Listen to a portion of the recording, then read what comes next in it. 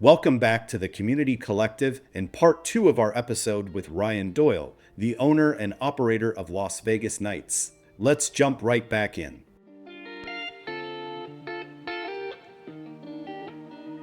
And so just, again, clarity for the listeners, myself included, there is no exchanging of money. Like, I'm not going to go in there and give you $100 and you're going to give me my chips for the night.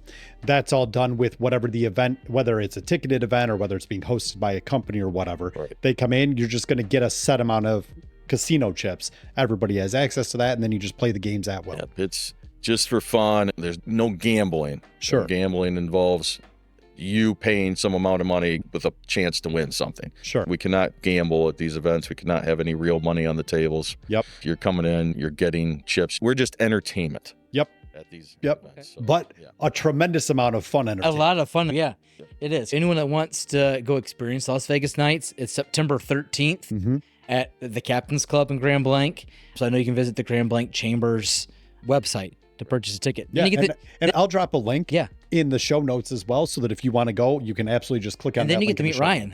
Yeah, well. of course. I will be there. Yeah. I didn't even give the date or location. It's fine. This is why we're a team here. That's right. Yeah, but it is. I think that's so, I mean, you talk about when you go to these places and you have so many factors that go into an event, whether it's the company buying chips with their logo on it, or, I mean, you're driving through snowstorms, and I'm sure you're having to pack up all the stuff to take with you as well.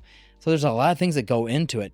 So what are some of the biggest challenges you face when planning and executing a casino-themed event and making sure it runs smooth and is a successful experience for the people that hired you, but also a successful night for your business as well? Oh, I already know the answer. It's got to be dealers, right? Because you've asked me a few times to be a dealer, which I would love to do, and our schedules just haven't aligned, right?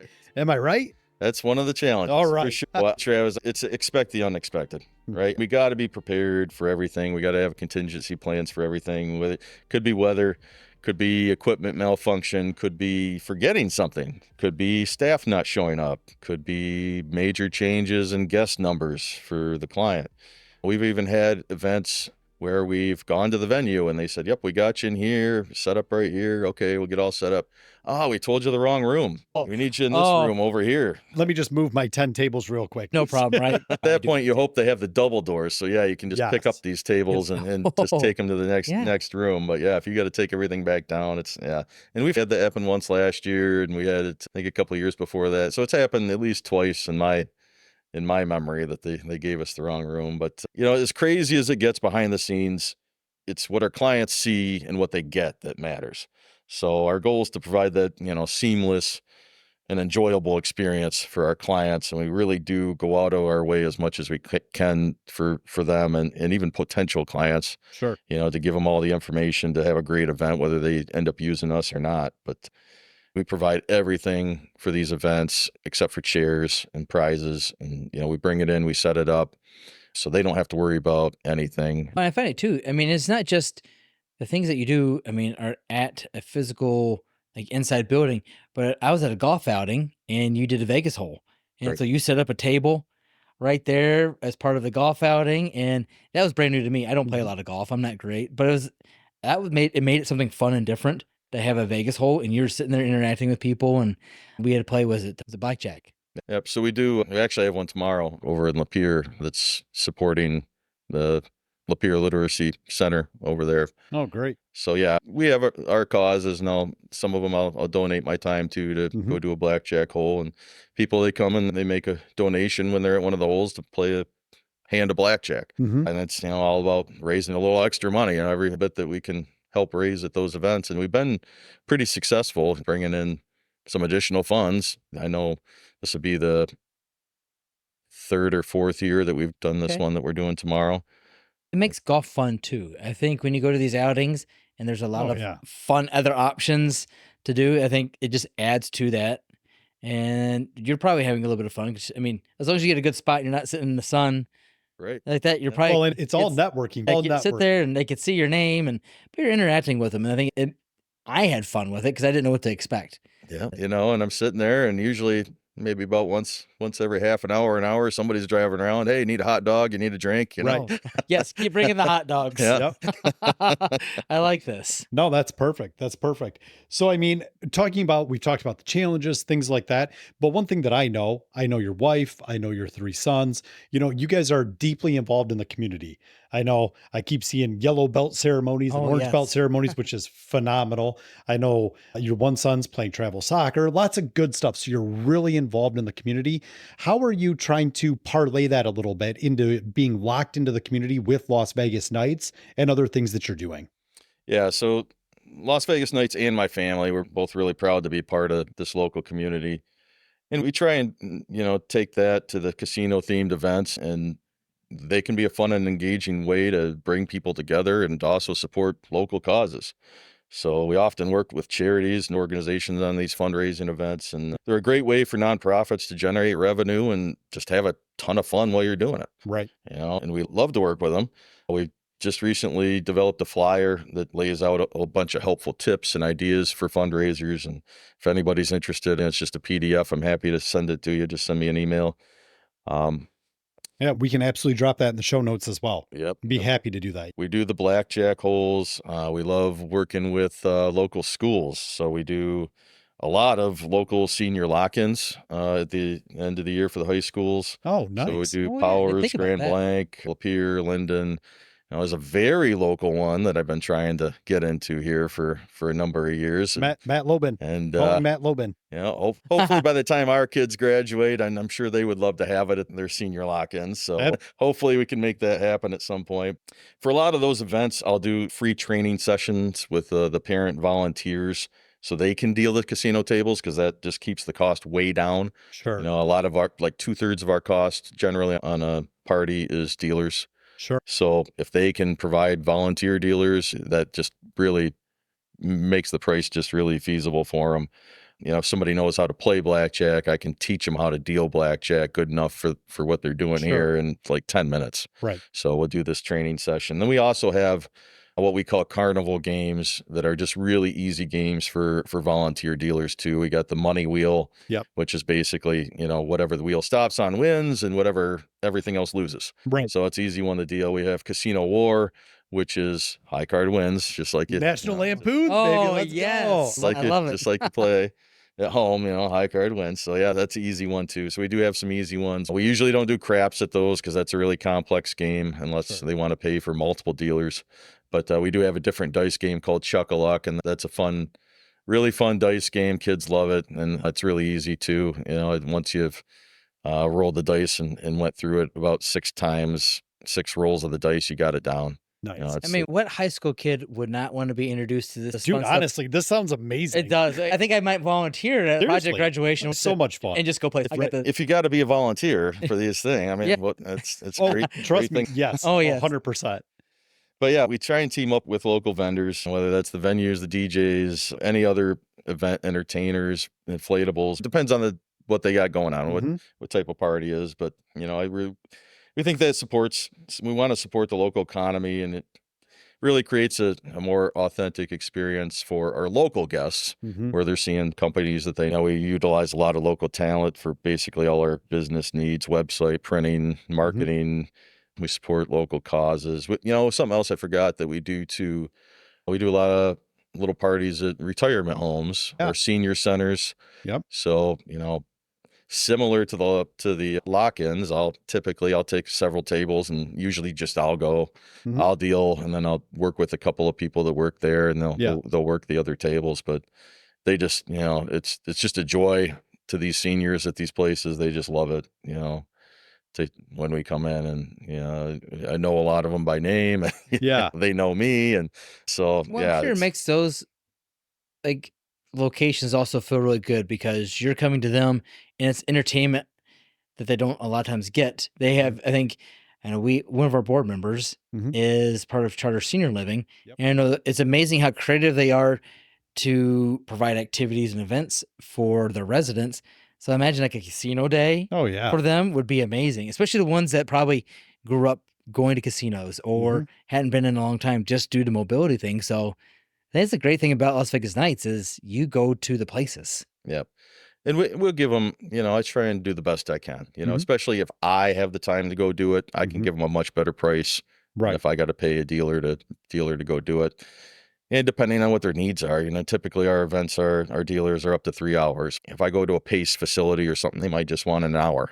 Right. Or an hour and 15 minutes or something like that. So yeah, I try and definitely, we don't just have this standard pricing and all that. We try and, like I said, it's about working with these clients and these customers and just doing what we can for them. And, so we want them to be happy. Well, and that hits on such a fantastic point, and this is why I'm such a cheerleader for locally owned small businesses, because of that flexibility, that understanding. It's not like, and again, I'm not talking bad about the larger franchises and stuff like that, but they're a lot more rigid in the way in which they operate. It's going to be a minimum of this many dealers for this many hours, and here's your price. Right. Whereas you can have a conversation with them and be like, well, I have this day open. And if I come out and you can give me a couple people to help supplement so I don't have to bring in additional dealers, we can probably work on the pricing a little bit.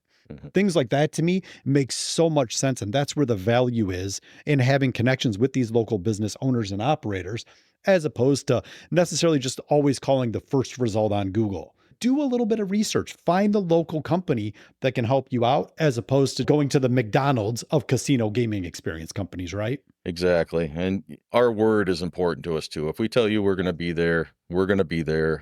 We're going to do a good job. Right. And that's one of the other things that I hear when I talk to people too about some of these other companies is they'll call me and say, especially last minute, can you help us out? We had this booked with another company, but then they got a bigger party and said we didn't make the cut anymore and they dropped our event. Yeah. I'm like, I can't believe people would operate like that. Sure. It just, that drives me nuts, but it happens. Or they have, like you mentioned, just really big minimums. We're not even interested unless you're going to spend $1,500. Right. Don't call us. Right. But yeah, I'm going to tell you up front, if we can't do something, we can't do it. If we say we're going to do it and we got it, I'm going to send you a proposal and you sign that proposal, we'll be there. Right. That's right. Right. That's the mantra for every successful business out there. As we near the conclusion of today's podcast, what are your future plans? Looking ahead, it sounds like you guys have done some innovative stuff. Having bought the company from your dad back in early COVID days, you were able to make some improvements, but now it's been a couple of years since then. What improvements, innovations, how are you trying to elevate your game to ensure the experience for the end users just that much better? Yep. And we're always thinking about that. We're always, what can we do? And so the thing I'm most excited to announce right now is our latest edition, and that's a state-of-the-art open air photo booth. Oh, nice. This is going to be kind of a fun and interactive feature that's going to allow guests to capture these moments, and they can share them instantly on social media. They can instantly text them or email them to themselves. Awesome. We can do customizable backdrops. We have the iconic Las Vegas sign. We got the Bellagio fountains. Oh, so sweet. We can set those up in the back, and that just creates a more immersive experience.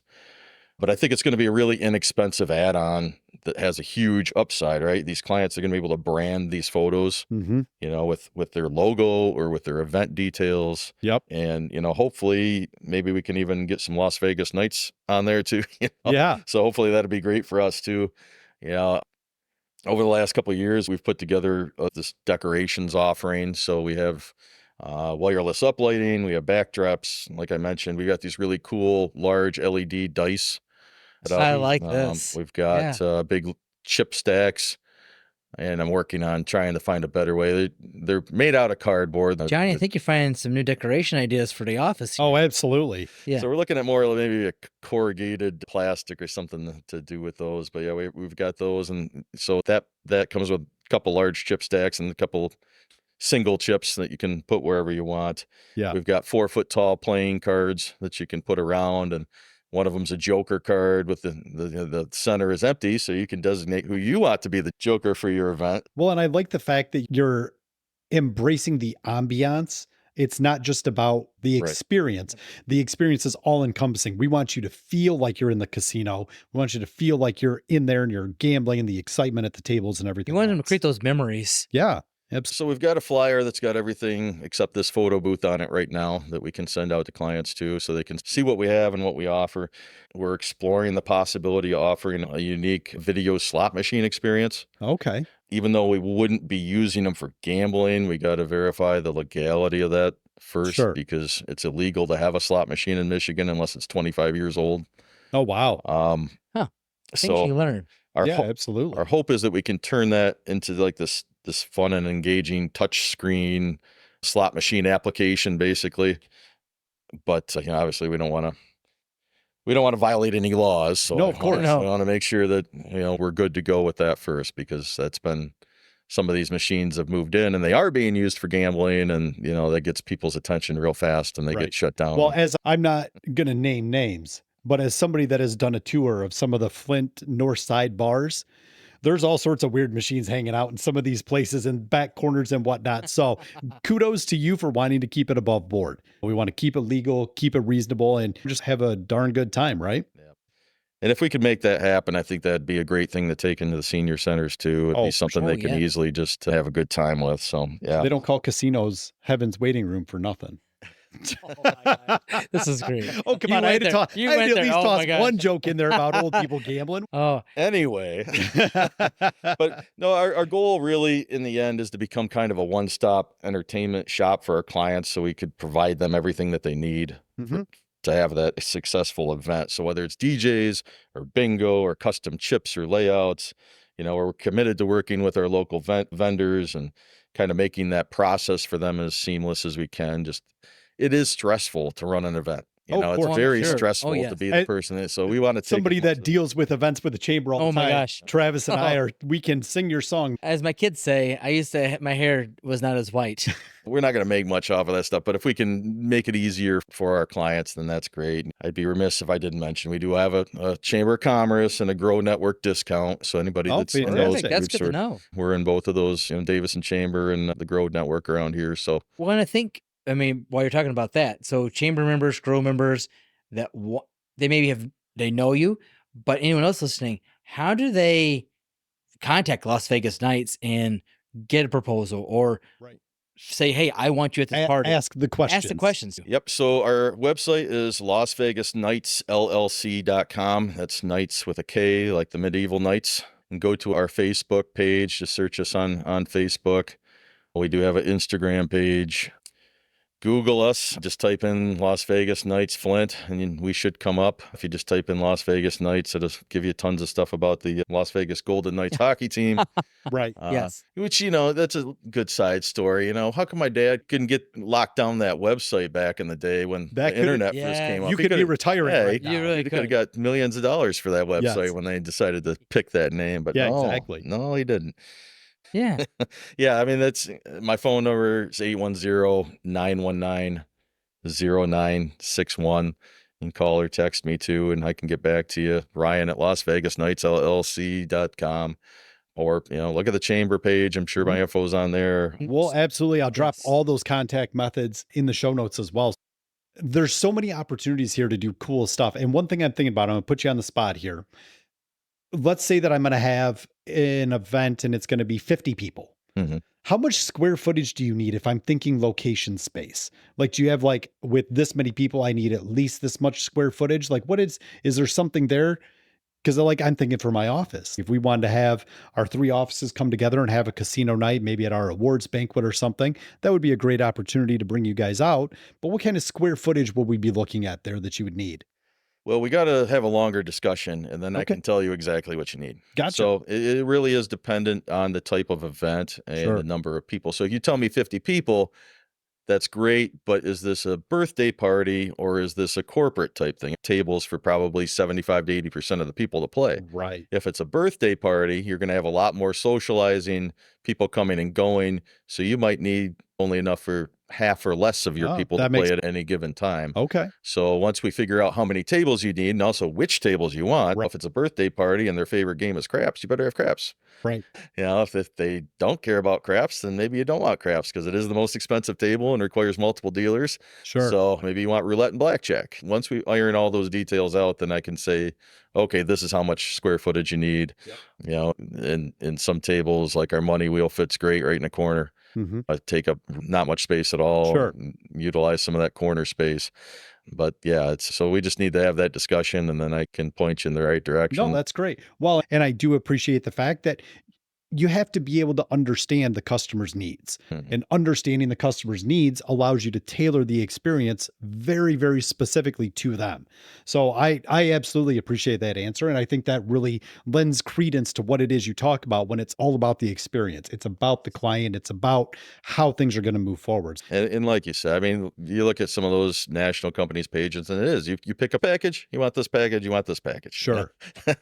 You might only need one table, but you're going to get 5 tables. Right. You're going to spend this amount of money regardless. And we're going to, if you call me, we're going to a la carte it. We're going to cater it right to you.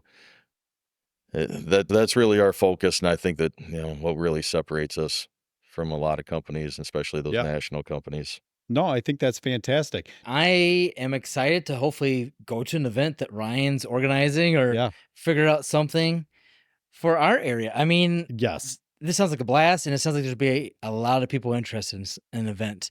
Well, yeah, and I think the first time Ryan and I crossed paths was I think we had kids playing on the same t-ball team. And then, believe it or not, we ended up running into each other in Florida at Universal Studios. Oh. So our paths have been crossing for years now. And sadly, I have not made it to a Las Vegas Nights gaming experience evening, but I'm absolutely putting that on my calendar, and I cannot wait to take advantage of it. And even potentially host my own. A night with the flip-flop agent. We did that at the movies, so maybe we need to do one with a casino gaming experience. That sounds like a blast. Yep, that'd be great. I mean, I'd say right now we do probably like 30% of our business in Genesee County and Lapeer area, and I'd really like to flip that. Yeah. It's always fun to have people that at the parties and let them see what you do. It's a much shorter drive for us. Yep. It's cheaper for our clients. Yep. It's easier for the dealers. So we really would, and I have been trying to take steps in that direction to do more local marketing and get the word out more through the chamber and through Grow, and that we're here, and just talking to people. I mean, like you said, we run into each other a lot, but probably everybody's seen me around somewhere. I think I've coached every little kid's sport that there is at this point for this area somewhere, whether it's Upward or DCER or I couldn't even name all these groups around here. All my kids have been into everything at some point.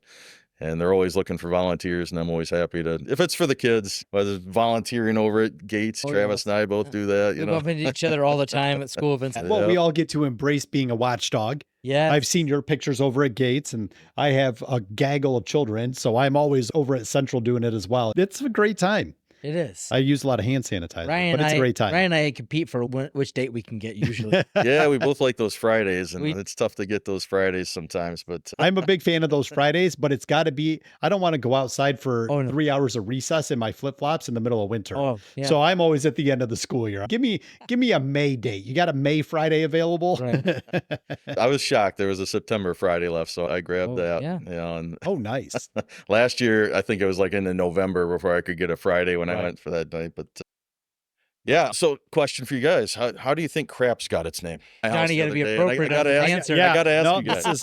This is one of my PG rated podcasts, so I have to watch my words here. So, I mean, I don't really know. I know that you crap out if you roll a certain number, but I mean, outside of that, I have no idea. Please let us know. In my head, I think someone messed up and said, "Oh crap," and like that's like enough people said it. They're like, "Okay, that's what we're going to call this game." So when I was a kid, I never asked that question either. I just I assumed people lose, and that was what they'd say. I asked my oldest son. That's why I'm watching my words here. And he said the same thing. He said, "Oh, I'm sure it's just what they say when they lose their chips." Right. I said, "Yeah, that makes sense." But I never thought about it again until recently. So I decided to look it up.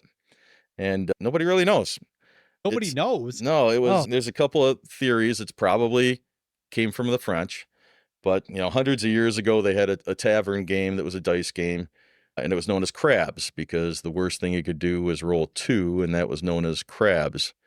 But then there's another theory where when people would play craps in the street, they would be crouched down like toads. And there's a French word for toads that's crapaud. Something I might not be saying it right, but it starts with crap anyway. Yeah. So, I think it's from one of those two. So it's probably from I would go with Ron Burgundy and say, it's been lost in translation years ago. That sounds accurate. It does, right? Oh, but that's pretty fascinating, though. Who would have thought? I just would have assumed it was some weird Latin translation of something or other. But I'm going to go with that Ryan's is the best. Yeah. And then, craps as we know it, that came over. So in World War II, the soldiers would play a lot in Europe. And when they came back, they wanted to play. So the casinos around in the U.S. picked it up at that point, and it's just been popular since. I have a tremendous amount of fun playing it. I still need to educate myself more.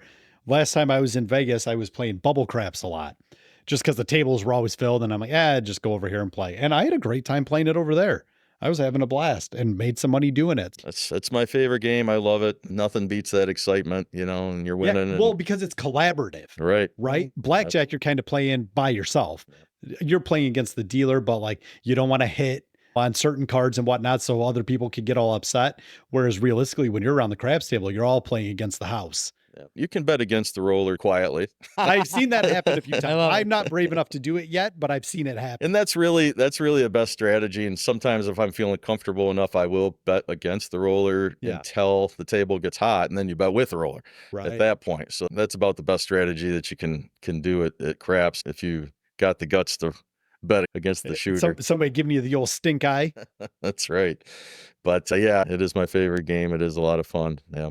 That's awesome. Well, Ryan, I want to just say thank you for coming out. What an amazing podcast today. Oh, yeah. Talking about something that is just, it's so outside the common everyday nomenclature as it relates to businesses and a lot of the other guests that we talked to, that this is far and away probably the most unique. It really is unique business we've had on up to this point of it. And talk about probably every listener at some point or another has either been in a casino or played a game like this at their house. And so I think they can connect to what's going on. And now they know how to organize a huge event. Well, and I think the other aspect about it is I need to get Jessica to an event because she's not comfortable in the casino playing any of these games because of a lack of knowledge. She's ignorant on how to play certain games and what standard operating procedure would be. So to bring her to an event like this, I could finally have somebody that will go play craps with me or sit down at the roulette table. I think that would be an absolute blast. So from a purely educational standpoint, I'll be making sure I attend an event with my wife. Yeah, and we're not going to yell at you for touching your chips or touching the cards or anything like that. So right.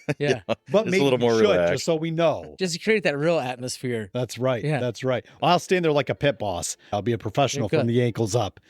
Well, I need some pit bosses, so we'll have to find some availability in your schedule for some of these events. There you go. And we never got back to that either. But yeah, I mean, dealers, we're always looking for dealers too. Okay. If people know the game and they're friendly and personable, we're always, give me a call. I'm happy to kind of walk you through how things work at our events and have you out, especially craps, roulette, some of the poker variety games, 3-card poker, let it ride, those type of things that are a little more complex. If you know the basics of those and want to deal those games, we're always looking to add dealers to our pool. It's just occasional Friday and Saturday nights, especially in December, just kind of side gig work. So if people are interested, let me know. Hey, listen, anything to get me out of my house when I have freaking out kids, that's an amazing opportunity. Like, oh, sorry, babe, I got to work tonight. I got a side hustle playing pit boss. Well, Ryan, we don't want to take up any more of your time today. Thank you so much for coming out. Again, listeners, the show notes are going to have all of Ryan's contact information. We'll drop the PDF in there as well, so you can take a look at some of his more open offerings with some of the things that he has. Outside of that, Ryan, any last thoughts as we finish up here? I appreciate you guys doing this. I appreciate you guys doing this. Appreciate you having us on and talking about the company and everything else we talked about. Yeah, exactly. Well, and you know what? And I love it because you have been a longtime listener of the podcast. I've gotten feedback from you before, and I absolutely love it. We're always trying to improve it. So it's amazing to have you on and enjoy the time today. We're looking forward to this release, and I cannot wait for these parties. Oh, yeah. We'll see you guys at the tables. All right. Ryan, thank you so much. Travis, we'll talk soon, my friend. Johnny, always a good time. All right, buddy. Thanks again for listening. We'll see you next week on the Community Collective.